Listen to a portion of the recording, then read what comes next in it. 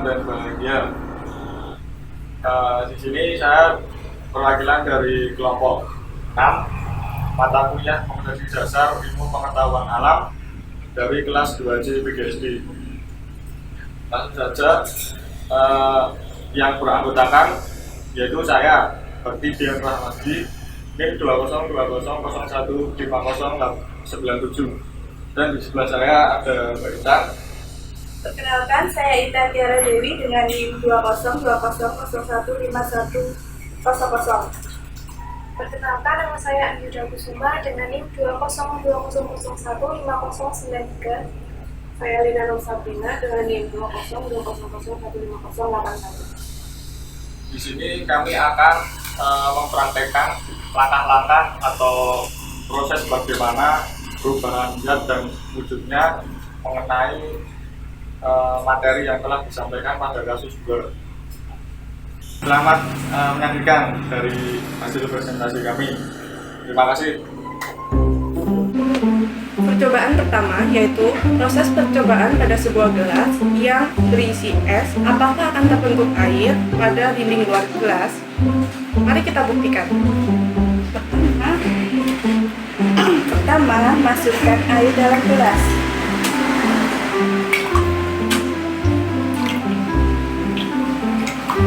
Kedua, masukkan es batu.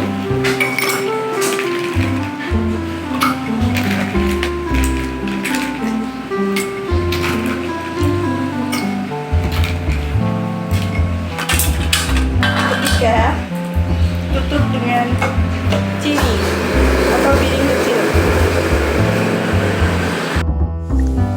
Sambil menunggu proses terjadinya pengembunan pada gelas, sebenarnya peristiwa embun pada dinding luar gelas ini berhubungan erat dengan teori fisika. Teman-teman, dalam fisika, air dikenal memiliki 3 wujud, yaitu gas, cair, dan padat. Nah, di udara yang sehari-hari kita hirup, ternyata terdapat juga uap air berwujud gas. Hal ini berpengaruh pada minuman bersuhu dingin di dalam sebuah gelas. Karena suhu yang ada di dalam gelas tersebut dingin, maka tentu saja membuat wadahnya menjadi dingin pula. Terlihat hal ini membuat uap air yang berwujud gas dan ada di sekitar teman-teman menjadi ikut dingin, kemudian melekat ke dinding gelas. Gerakan uap air tersebut menjadi lebih lama sebelum akhirnya berubah bentuk menjadi cair. Nah, uap air yang sudah mencair dan menempel di dinding gelas inilah yang teman-teman lihat sebagai embun. Prosesnya sering dikenal dengan pengembunan. Setelah beberapa saat, yang terjadi adalah udara yang ada di sekeliling gelas mengandung uap air. Ketika gelas diisi es, gelas menjadi dingin. Udara yang bersentuhan dengan gelas dingin ini akan turun suhunya. Uap air yang ada di udara pun ikut mendingin. Jika suhunya sudah cukup dingin, uap air ini akan mengembun, membentuk tetes-tetes air di bagian luar gelas. Percobaan yang kedua yaitu pada air yang direbus. Bahan-bahan dan alat yang digunakan yaitu kompor, air, dan panci. Langkah pertama, hidupkan kompor. Panaskan air. Tunggu hingga mendidih.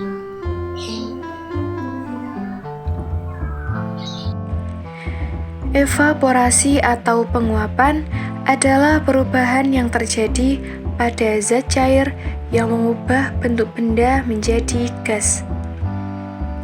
Ketika benda dipanaskan, maka benda akan menyerap energi panas atau kalor sehingga meningkat suhunya. Pada titik didih, benda yang dipanaskan akan berubah bentuk dari padat ke cair atau mencair, atau dari cair ke gas atau menguap. Pada percobaan kedua ini, air mengalami penguapan dan berubah menjadi uap air karena uap air berbentuk gas yang bebas bergerak. Maka uap air ini akan keluar dari panci dan jumlah air di panci akan berkurang karena penguapan terjadi akibat penyerapan panas. Maka proses ini termasuk proses endotermik.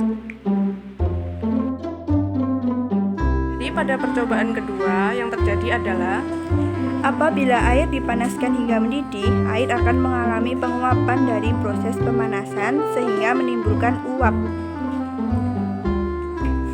Kesimpulan. Jadi pada kedua percobaan tersebut menghasilkan kesimpulan bahwa perubahan zat dan wujudnya benar adanya. Sekian dari kelompok 6.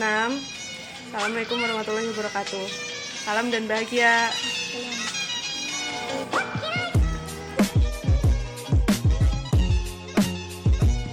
Jadi, bila suatu benda yang menurun suhunya atau mendingin, maka benda tersebut melepas panas atau kalor. Pelepasan kalor ini juga menyebabkan perubahan wujud dari gas ke cair yang disebut mengembun. Dari cair ke padat disebut membeku, atau langsung dari gas ke padat yaitu kondensasi. Kemudian, bila suhu suatu benda tetap, maka tidak ada penyerapan atau pelepasan kalor. Nah, semoga di dalam video tersebut bisa dipahami dan dapat menerapkan tentang percobaan tersebut dalam kehidupan sehari-hari. Terima kasih telah menonton videonya.